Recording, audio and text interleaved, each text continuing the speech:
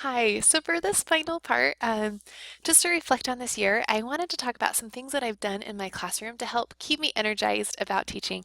This question really kind of sunk in deep with me, as this year that was really my goal. I came into this year feeling very downtrodden and very just not super excited about teaching and wondering if this career was the right fit for me. I think in the online teaching, it's very hard to know if you're making a difference because you don't see the kids. You don't see the light in their eyes when they understand a concept or if they really care about you.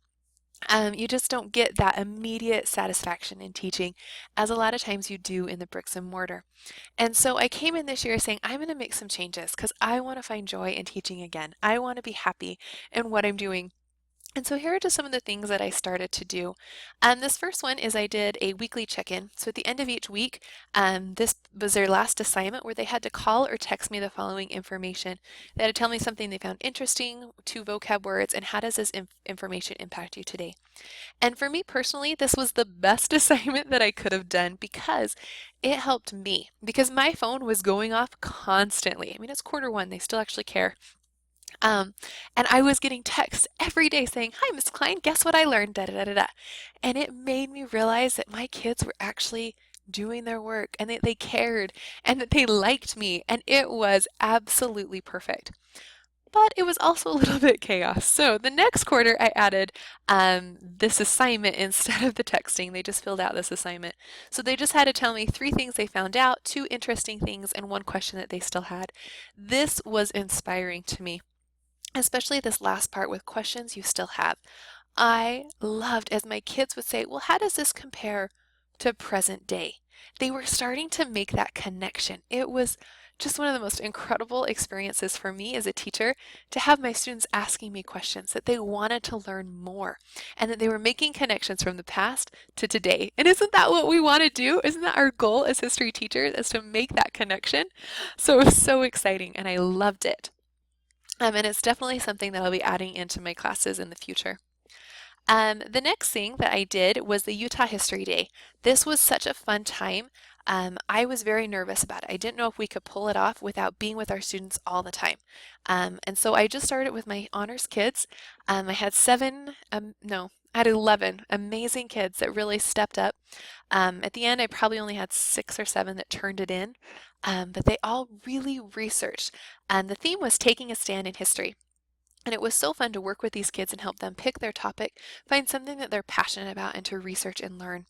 At the day of the competition, I just sat there in awe at what my kids had accomplished, about their websites, their presentations, all that they had done.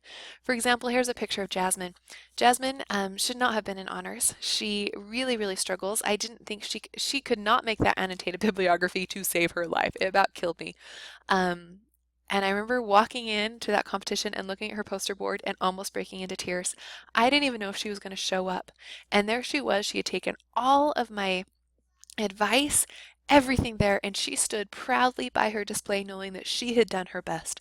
She has since been moved down to my remedial history, but that day she was an honor student and she inspired me and so many other students to just keep working and that you can totally do anything you put your mind to.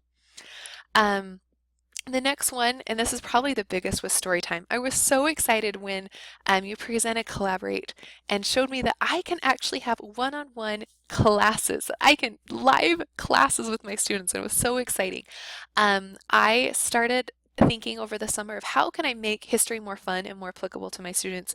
And I started thinking about teachers that I had had that really made a difference. And every one of them, it wasn't that they had given me great assignments. It was because they were working or because they really tried to tell me a story. I thought, I can tell a story too. I'm not the best orator, but I can try and I can tell these stories and I can make it interesting to my kids. And so we called it Story Time with Mrs. Klein. I tried to be a little rhyming there. It didn't really work, but we're going to go with it. And I was so excited about how many students came each week and that they were so excited to learn and they were engaged and it was fun. A lot of times, my husband works from home Tuesdays and Thursdays, and he couldn't stay away either. He was always coming out and adding more information. And I feel like we should start our own podcast because we are super funny, in case you didn't know. No, just kidding. That we had just the best time. At the end of quarter two, I thought, I'm going to take a break. I don't know. I'm kind of like 10 solid kids that come. So maybe, I'm not going to do it next quarter. And my kids were furious. I got emails every week saying, why aren't you doing story time? When is story time? Why have you stopped doing story time? And so then I did a poll in my classes and said, do you want it every week? Do you want it every couple weeks or just when tests? And a resounding every week. So we brought it back fourth quarter, and my students have come back with more questions, more excitement, and it's just been even better. And it's really helped me find joy in teaching again because I'm actually teaching. The last one is that I've been really trying to add more primary source documents into my classes, having them going in and finding the information to research what life was really like from people that were actually there. So this is an example of World War I propaganda where they're actually reading a newspaper from that time period. They're learning about the Lusitania from an actual newspaper, and it's just a great way of doing that. Actively Learn has allowed me to really add in more primary source documents because I can make comments and I can say what these hard words mean and what the author's trying to tell, and I can give them that help that they need that I wouldn't be otherwise. And so I'm so grateful for Actively Learn. The last ones are more of how I've made a connection with my students. So this is something I'm very proud about, of how well I've been able to connect with my students. The first thing that I really started doing this year is I started to send out these emails. So when a student falls below 70%, I send out this early warning email to the student and the parent. And this just says, hey, you've fallen below 70%. You're just in that range where you could fail, and I don't want you to fail. So come talk to me. Let's work on ways that we can get you up over 70, and let's just keep an eye on your grade. This has been one of the most effective things that I think I've done to help my students because their parents see it. It's this bright yellow box in their email, and grades change. Like you see, they get that one, and the next week I see their grades back up, and I've been really, really impressed. It's just a simple, non-threatening way of saying it's time to make a change. And then if their grade falls below 60%, I send out the red box. Nobody wants a red box, right? And it just says, come talk to me and we'll work on a way to get you passing. And I give some ideas of what that they can do. I really loved that.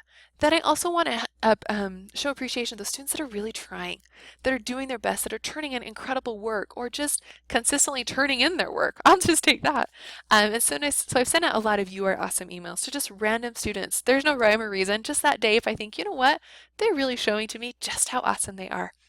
I've been sending out those emails. And then, of course, to students that maybe that week they went from a 20 to a 40%. Well, they need to be congratulated. They need to know that I care about them, that I'm excited, that I am watching those grades every week and I want them to succeed. And so I've been sending out these 4 emails a lot. Just so at the end of the day, they know that they have someone on their side, someone that cares about them, that is watching and making sure that they succeed. The last thing is I've done this for the past few years. But I thought about how, I spend all my time really worrying about these yellow and red students. But what am I doing for my A and B students that are always working hard? They get a chat every few weeks, but they need more than that. And so I do my Super Social Studies Awards.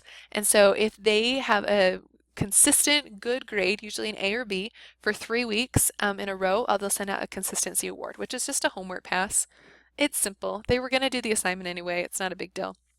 And then if they can get an A or B all 10 weeks of the quarter, they get the Terrific 10 award where they don't have to take the final test or the final project, whichever one it is that quarter. This year especially, my kids ate this up. They wanted to win this so bad, and they loved it every week. Did I get my consistency award? Do I get it this time? Is it mine? And they loved it more this year than I think I've ever had students care about it. So it's been a really fun way for me to connect with my students to make sure they're having that communication, that they know that I care, they know that I'm watching their grades, I'm making sure that they're doing their very best. And in return, they're doing their very best.